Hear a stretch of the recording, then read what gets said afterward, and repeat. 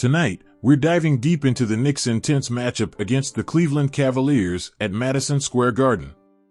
This one had everything from stunning three-pointers to nail-biting fourth-quarter moments, and while the Knicks couldn't quite hold onto the lead, we saw some powerful takeaways that suggest a bright future. Let's break it down, quarter by quarter, and look at how our Knicks performed against the fired-up Cavaliers squad. The Knicks came out strong in the first quarter, bringing both energy and aggression to the court.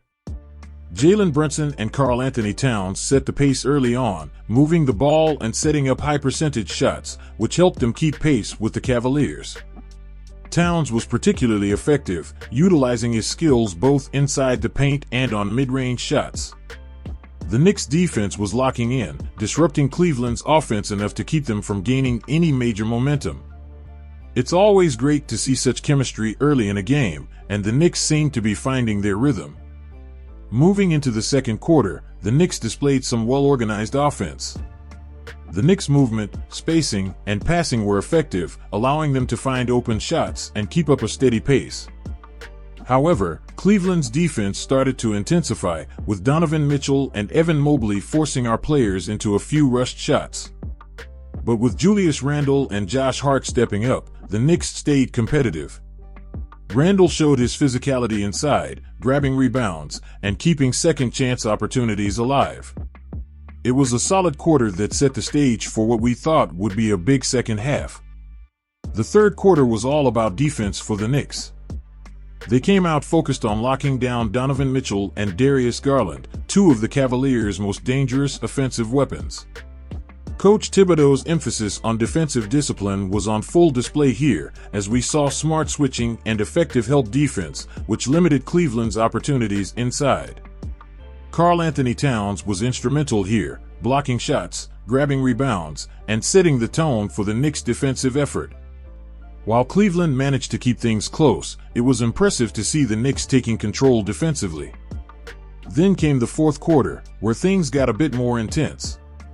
Cleveland began to make their comeback, capitalizing on a few open looks from deep range as Darius Garland and Donovan Mitchell caught fire. Their sharp shooting and quick ball movement allowed them to close the gap and eventually take the lead. Despite the setback, the Knicks showed resilience. Brunson kept up his aggressive play, attacking the basket and trying to get the Knicks back on top. Although the Cavaliers ultimately sealed the win, this was not a reflection of the Knicks' potential. With just a few adjustments, this game could easily have gone in our favor. Player utilization and shot distribution. One area for improvement is utilizing Karl-Anthony Towns more effectively on offense. Throughout his career, Towns has been known for his scoring abilities, but in this game, he only had 9 shot attempts. While he played a key role defensively, ensuring he gets more looks on offense will make a huge difference. Brunson acknowledged this post-game, taking accountability for better integrating Towns into the offense. Improving perimeter defense, the Knicks could also benefit from tightening up their perimeter defense.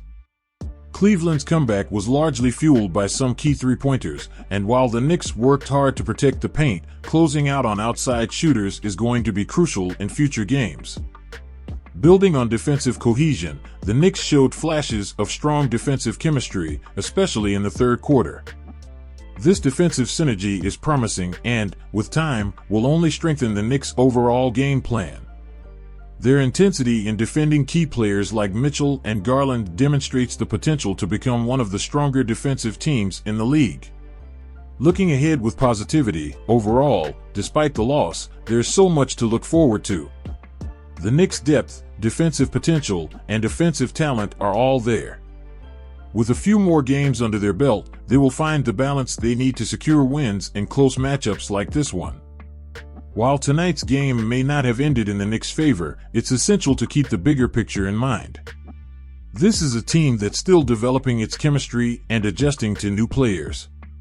With consistent effort and minor adjustments, there's no reason to doubt that the Knicks will be a force to be reckoned with in the Eastern Conference.